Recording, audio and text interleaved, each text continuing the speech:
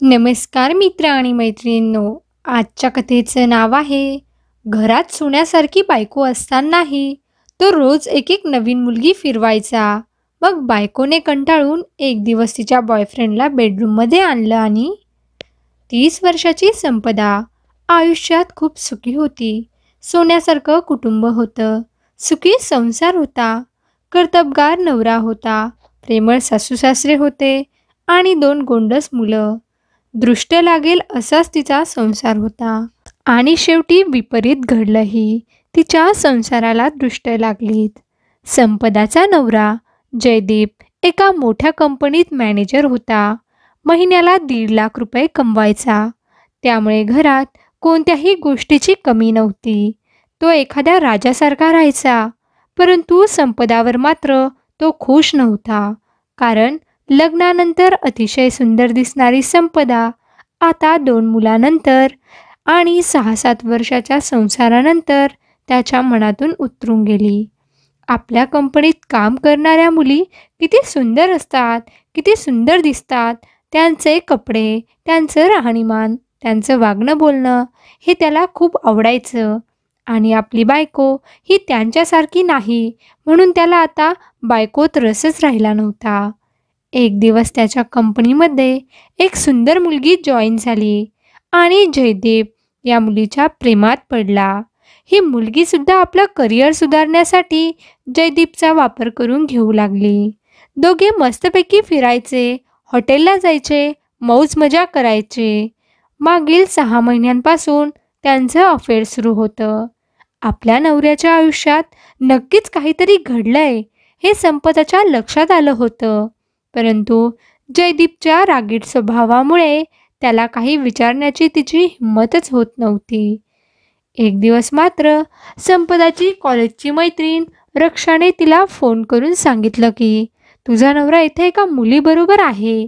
दोघे एकमेकांच्या शेजारी बसलेत आणि अगदी कपलसारखे वागतायत. रक्षाने जयदीपचा फोटोसुद्धा पाठवला आणि हा फोटो पाहून संपदाच्या पायाखालची जमीनच सरकली. संपदाने ठरवलं की आता काहीही झालं तरी जयदीपला याचा जाब विचारायचा. आता हे सहन नाही करायचं. जयदीप संध्याकाळी घरी येतो तेव्हा संपदा त्याला विचारते, आज दुपारी तुम्ही कोठे गेला होतात? जयदीप सांगतो, कोठे जाणार आहे, ऑफिसमध्येच खपत होतो. तुझ्यासाठी पैसे कमवून ठेवायचेत ना मला. संपदा चिडून म्हणते, माझ्यासाठी पैसे कमवतायत आणि माझ्याऐवजी दुसऱ्याच बाईवर खर्च करतायत. हे ऐकून जयदीपला मोठा धक्काच बसतो. परंतु तो तिच्यावर चिडून म्हणतो, हे काय बोलतेस तू? डोकं फिरलं की काय तुझं? इथे रात्रंदिवस मी कष्ट करतोय आणि तू माझ्यावर असे घाणेरडे आरोप लावतेस का? संपदा जयदीपला त्या मुलीबरोबरचा फोटो दाखवते आणि विचारते, आता सांगा कोण आहे ही मुलगी? तेव्हा जयदीप म्हणतो, हो होतो मी त्या मुलीबरोबर. तुला काय फरक पडतो? तू नाही ना मला सुख देऊ शकत, मग मी बाहेरच जाणार ना.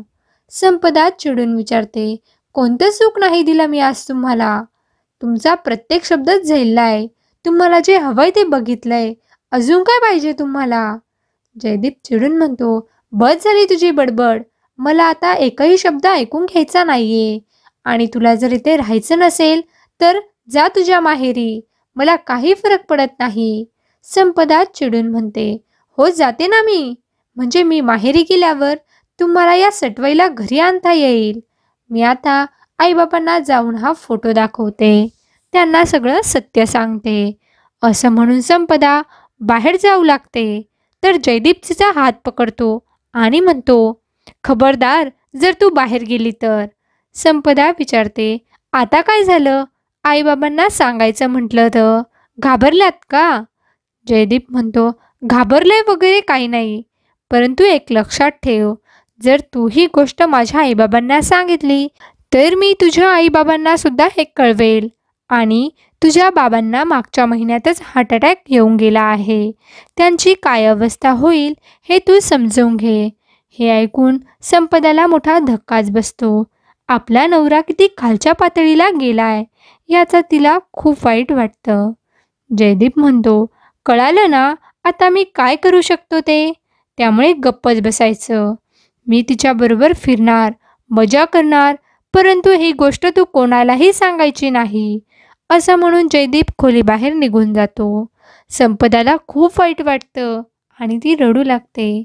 तिला जुने सगळे दिवस आठवतात, जेव्हा जयदीप तिच्यावर खूप प्रेम करायचा आणि ते दिवस आठवून ती आणखीच रडू लागते.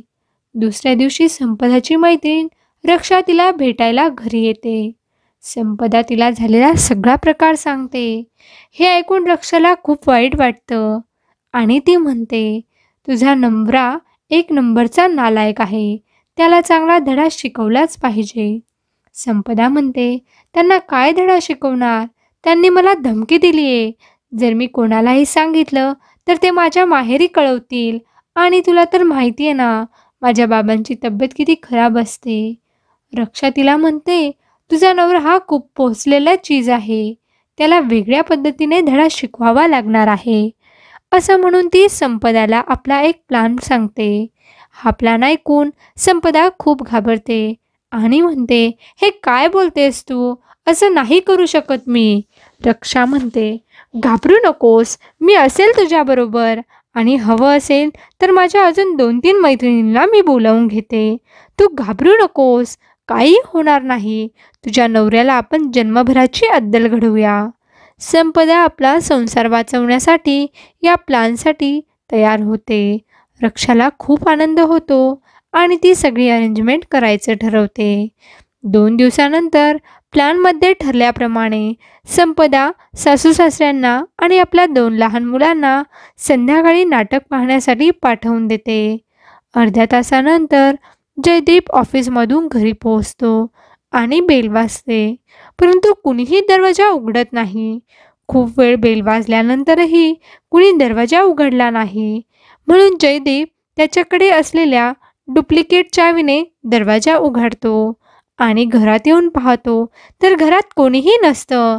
त्याला वाटतं की नक्कीच काहीतरी महत्त्वाचं काम असेल, म्हणून सगळे बाहेर गेले असतील. जयदीप कपडे चेंज करण्यासाठी आपल्या खोलीमध्ये येऊ लागतो, तर त्याला कोणाच्या तरी बोलण्याचा आवाज येतो. त्याला वाटतं की चोरच आलेत की काय, म्हणून तो दबक्या पावलाने बेडरूमच्या दरवाजाजवळ येऊन कान देऊन ऐकू लागतो.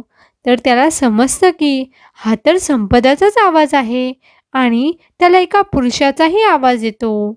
संपदा आपल्याच घरामध्ये, आपल्याच बेडरूममध्ये, घरात कोणी नसतानाही एका दुसऱ्या पुरुषाबरोबर आहे हे समजल्यावर तर जयदीपच्या पायाखालची जमीनच सरकते. त्याचा विश्वासच बसत नाही. तो खूप चिडतो आणि जोरात धक्का देऊन रूमचा दरवाजा उघडतो. रूममध्ये गेल्यावर त्याच्या डोळ्यांना जे दृश्य दिसतं ते पाहिल्यावर तर तो हादरतोच. कारण संपदा चक्क शॉर्ट ड्रेसमध्ये बेडवर बसलेली असते आणि त्याचबरोबर एक पुरुष तिच्या बरोबर बसलेला असतो. जयदीपला पाहून हे दोघंही घाबरल्याचं नाटक करतात. संपदा विचारते, अहो तुम्ही ऑफिसमधून इतक्या लवकर कसे काय आलात? मला वाटलं तुम्हाला यायला उशीर आहे, म्हणून तर मी यांना बोलवलं आहे. जयदीप विचारतो, कोण आहे हा आणि तू याला आपल्या घरी का बोलवलंय? संपदा सांगते, हा कैवल्य आहे, माझा कॉलेजचा मित्र. तर खरं सांगायचं तर कॉलेजमध्ये माझा बॉयफ्रेंड होता. काही दिवसांपूर्वीच तो परदेशातून परत आला आहे. मला भेटला आणि जुन्या आठवणी ताज्या झाल्यात, म्हणूनच आज मी त्याला घरी बोलावलं होतं. जयदीप खूप चिडतो आणि म्हणतो, तू काय बोलतेस? तुला तरी कळतंय का? आणि सगळी लाज लज्जा शरम सोडलीस का तू? संपदा म्हणते, त्यात काय लाज सोडायची गोष्ट आहे? तुम्ही नाही का तुमच्या कंपनीतील कलिगबरोबर असेच फिरतात? मग मी माझ्या जुन्या बॉयफ्रेंडला घरी बोलवलं तर काय फरक पडतो? जयदीप म्हणतो, मी शेण खाल्लं म्हणजे तू सुद्धा शेण खाणार आहेस का? थांब तू, मी आत्ता आईबाबांना घरी बोलावतो आणि तुझं खरं रूप दाखवतो. संपदा म्हणते, ठीक आहे. जर तुम्ही त्यांना काही सांगितलं तर मी सगळ्या गावात आमचे फोटो व्हायरल करेल. मग तुमच्याच कुटुंबाची बदनामी होईल. मला काही फरक नाही पडणार. मी तर कैवल्यबरोबर लग्न करून मस्तपैकी निघून जाईल विदेशात. हे ऐकून तर जयदीपच्या पायाखालची जमीनच सरकते. त्याचा विश्वासच बसत नाही. तो म्हणतो, ठीक आहे, मी माझी चूक मान्य करतो. मी यानंतर असं परत कधीही करणार नाही. त्या मुलीला भेटणार नाही. तिच्याबरोबर कोणतेही अफेअर ठेवणार नाही. पण तू असं करू नकोस. जयदीप असं बोलताच रक्षा आणि तिच्या मैत्रिणी समोर येतात आणि म्हणतात, खरंच असं असेल तर मग द्या वचन. या सर्वांना पाहून जयदीपला आणखीच मोठा धक्का बसतो. त्याला काही समजतच नाही की हे काय चाललंय. तो संपदाला विचारतो, हे सगळं काय चाललंय? तुम्ही काय एखाद्या पिक्चरची शूटिंग वगैरे करतायत की काय? संपदा म्हणते, हे सगळं मी तुम्हाला धडा शिकवण्यासाठी केलं होतं. तुम्ही माझा विश्वासघात केलाय. दुसऱ्या मुलीबरोबर अफेअर केलंय. तेव्हा मला कसं वाटलं असेल याची मला तुम्हाला जाणीव करून द्यायची होती. ही कल्पना माझी आणि माझ्या मैत्रिणींची म्हणजे रक्षाची होती.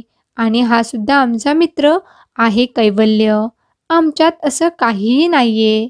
हे सगळं नाटक आम्ही तुमच्यासाठीच करत होतो. जयदीपला त्याची चूक समजते. आपण किती चुकीचं वागलो आणि तो सगळ्यांसमोर संपदाची हात जोडून माफी मागतो आणि म्हणतो, मी खूप मोठी चुकी केली आहे. मला एकदा माफ कर. मी परत असं कधीही करणार नाही. संपदा म्हणते, मी तुम्हाला एकदा माफ करेल, परंतु माझी नजर नेहमी तुमच्यावरच राहील आणि यानंतर जर तुम्ही असं काही करण्याचा प्रयत्न केला तर मात्र मी तुम्हाला घटस्फोट देईल. हे लक्षात ठेवा.